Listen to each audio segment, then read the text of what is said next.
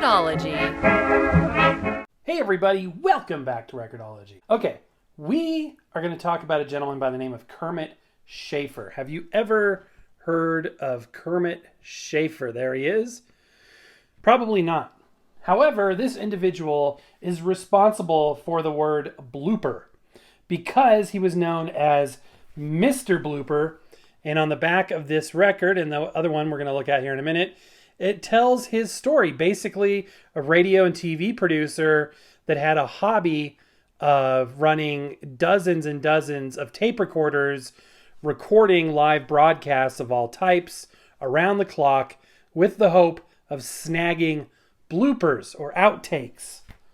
And he started issuing these on records. And I have one of these right here. Now, I found this sort of by chance at I think it was a Goodwill about a month and a half ago.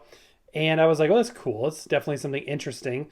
These records that were released on the Jubilee label were actually listed by Billboard and others as the best-selling special records, non-musical records, which is pretty, amazing considering I had not heard of him before. Certainly I know what a blooper is. I think of all the different types of blooper shows and, all this stuff. And in fact, when he passed away, Dick Clark actually took over running some of his efforts for a period of time. So he was literally just known as Mr. Blooper, published works, interviews, was so well known in the world of bloopers that actors and personalities would send copies of their stuff before he even had to go ask for it. So it was a very, very interesting story to read on the back of this record. Now let's look at this record. These are late 50s, early 60s. This one right here is volume 4. Like I said before, on the Jubilee label, has some surface scuffing, but in pretty good shape, very colorful. And it's literally just snippets of outtakes and mistakes collected by Kermit Schaefer, who in his era was well known for what he did. Now, as you can see around the rim here, around the perimeter, we have, the different sources by which he would get his outtakes. And as you can see, they are goofs, boners, fluffs, bloopers, slips, spoonerisms, flubs, tongue twisters, etc., etc., sourced from your favorite soap operas, quiz programs, kids shows, dramatic news, special events, disc jockeys, etc., etc. So let's take a look at the record. And I've got another one to show you, so hang on tight for the second one. So let's start with the first one. This is going to be volume 4 on the Jubilee label. Now this Jubilee label is okay. I have it right now on my Hudson sleeve. I'm going to take it out here in a second.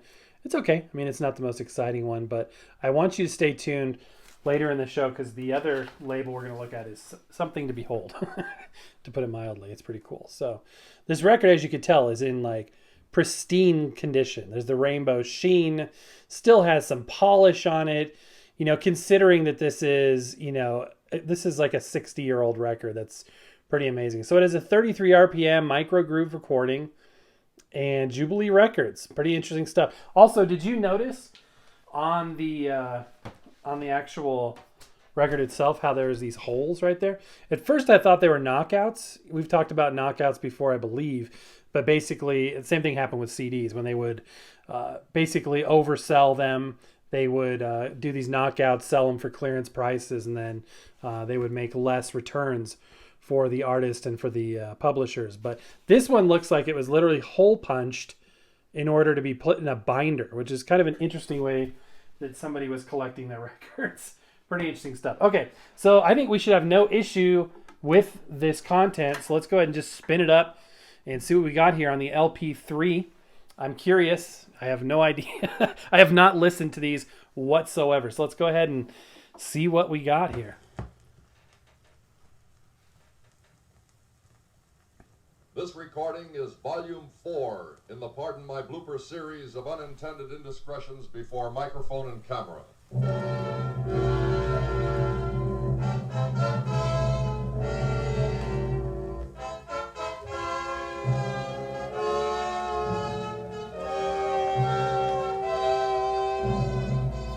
It is intended as a sympathetic tribute to the members of the radio and television industry who have been the victims of these classic boners.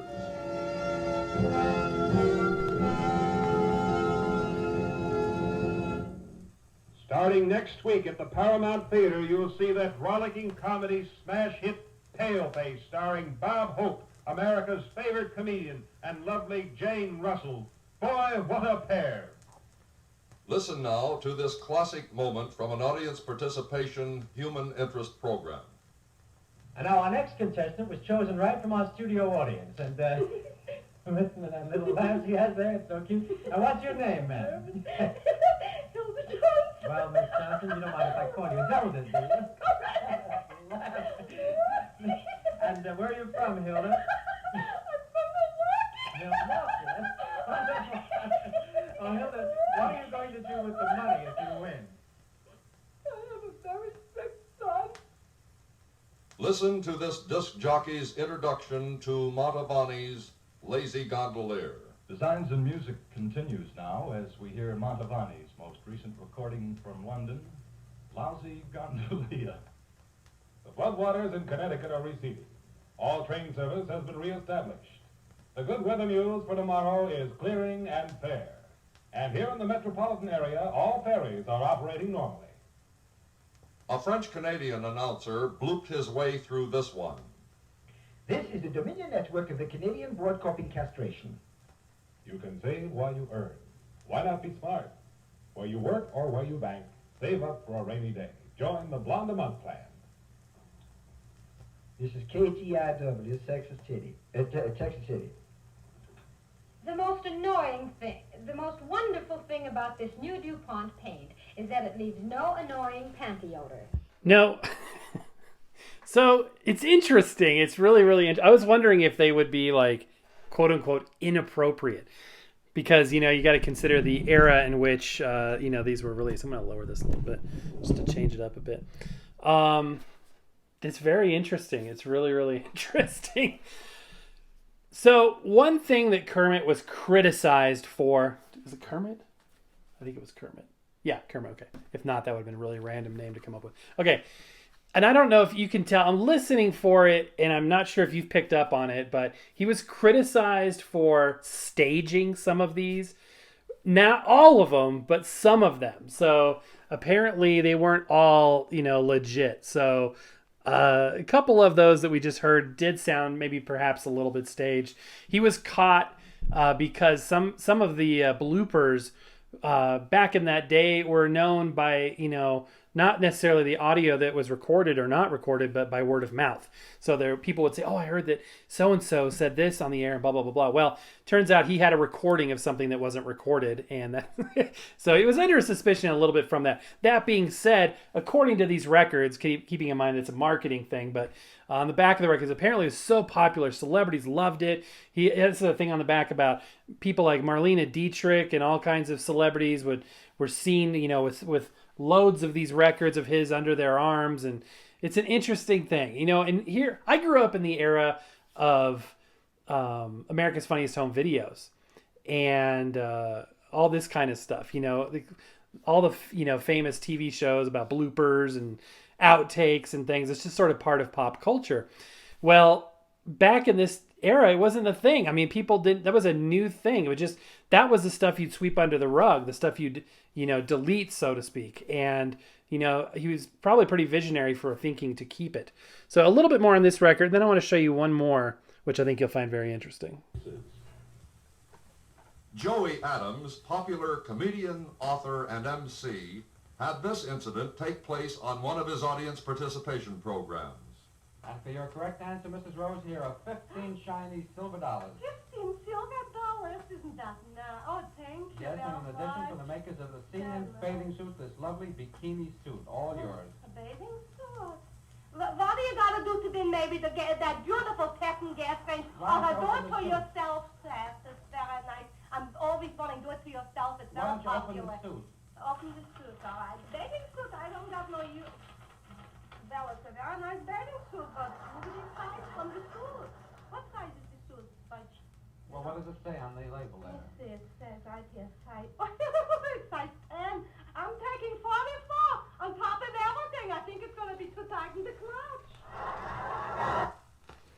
Interesting stuff. Interesting stuff. Now that I've learned that, some of this was staged, now everything starts sounding like it was staged, which obviously isn't fun. By the way, it was some time before I realized that some of the reality TV shows that they were making, and this is, mid 2000s, were fake.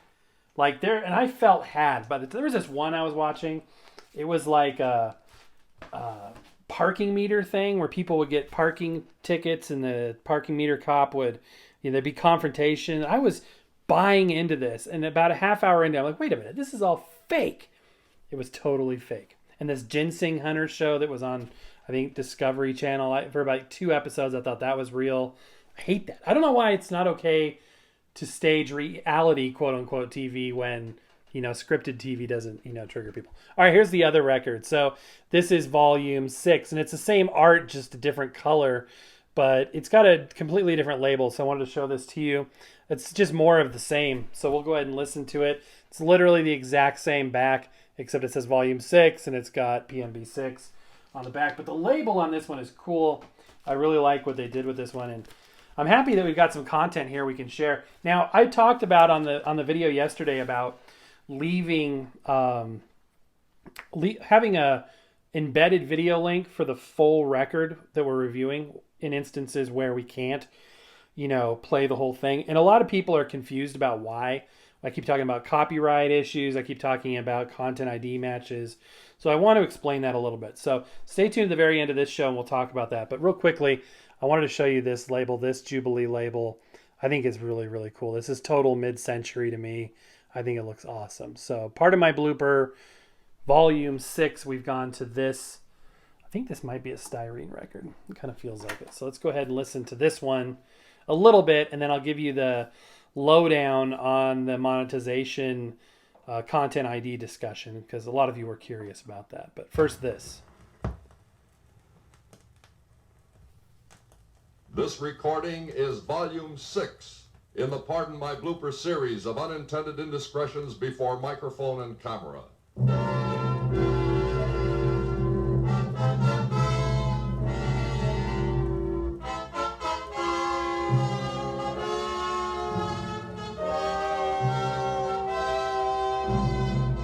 Intended as a sympathetic tribute to the members of the radio and television industry who have been the victims of these classic boners. Gotta love a classic boner. On a local foreign language radio station in New York, this announcement was heard for Schwartz's department store. With the hot weather upon us now, comfort is the important thing in the July and August dog days.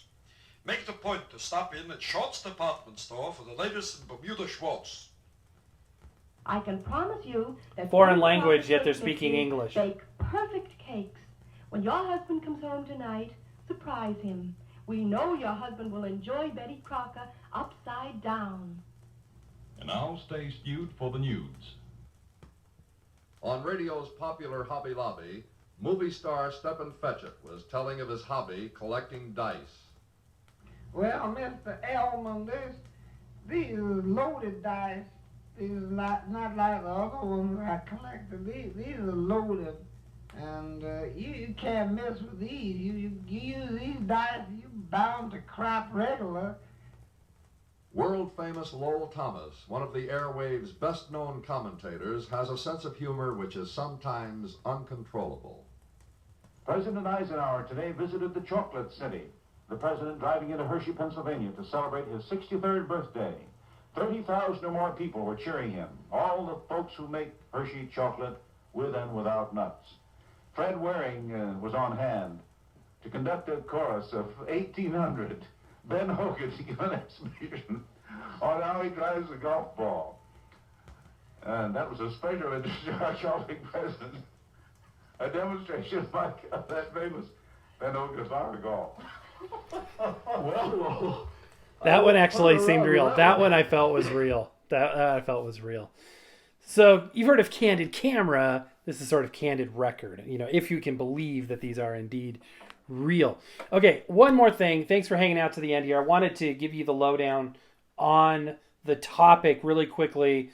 of monetization. So I don't get in trouble if I play copyrighted content for the most part. There are some like super popular stuff, very like, top 50, artists and music and songs that if I were to put up, they would probably just take the video down, or they'd issue a takedown request, or it would be blocked everywhere, or, something like that.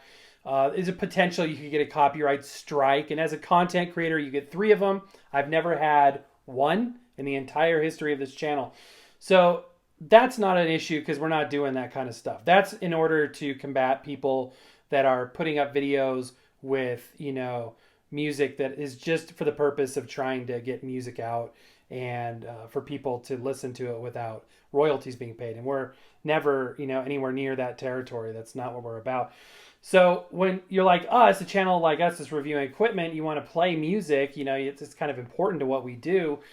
What we run into is much more common, and that is called content ID matching. So most music that isn't sort of the top hits of the day is permissible to be used in your video. In fact, they're thankful that you're hosting it for them and doing all the legwork. They're just going to take all the monetization, meaning that they're going to make the money on the ads in the videos. So, the way that, YouTube content creator and YouTube or Google works is very much, I have to declare, certain things for every single video that goes up, that it's suitable for advertisers, and then advertisers bid on placing ads in the show that you watch based on the show demographic and your demographical information as well. So that whole process, that content ID matching is run by bots. Unless there's a flag or an issue or, somebody raises, something to fight it. Because sometimes the content ID bots will mistakenly claim something or ID something incorrectly. So there's been times when I've had to issue not takedown notices in that regard, but I've had to combat some of the situations, which we've prevailed in all cases, because sometimes a song will be identified as a different song. It'll be making a mistake. But basically what it comes down to is, we need the ad revenue on the channel to support the channel. Otherwise, the money just goes to whomever. So if, this is a hobby, but however, it's important that we do have the little trickle of revenue that comes in from the ads and whatnot to support the channel. So basically the ad revenue would just go to the copyright holder if you use more than 2, 3, 4 seconds. So that's why I keep it shorter than that, so we can make sure that the time you spend watching ads goes to support the channel and the stuff that we buy to show you guys. So that's what it comes down to. It's kind of an interesting thing. Every once in a while too, somebody will steal a video, chop off our intro and outro and repost it on their channel. That happens every month or two. We issue takedown requests. So there's a lot of administrative things going on in the background, but there's a little scoop on the music. And some copyright holders are more sensitive to, like Disney, you get like 2 seconds tops. So 2.5 seconds, and they will take over monetization on it. They won't you using anything more than that. Whereas others, you have a little bit more leeway. Elvis is very touchy. I get less than 5 seconds with Elvis. And Beatles, it's almost impossible to use any Beatles stuff. And then there's some that I can use up to 10 seconds. And then there's a few, like Enoch Light, that I can use, as much as I want so far. So anyway, that's a little behind the scenes scoop. I hope that was insightful. But that's going to do it for now, guys. Long video. Thanks for hanging in. And we will see you tomorrow.